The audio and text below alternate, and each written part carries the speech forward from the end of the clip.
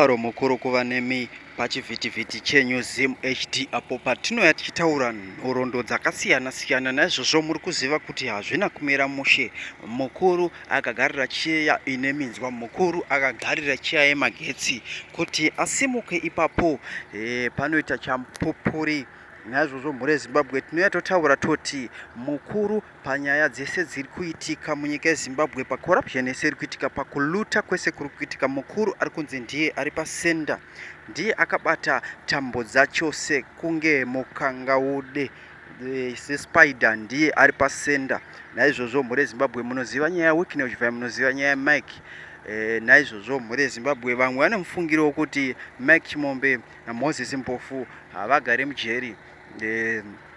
Naizvozvo zvinogona kuva zvakadaro kuti munovaona pavanouya kukoti, nyaya ichitogadzirwa yakadaro, zvichitoenda zvichitopera zvakadaro, asi vanhu vasingagare mukoti, vari kumaprivate house kwavanenge vachiswera vari.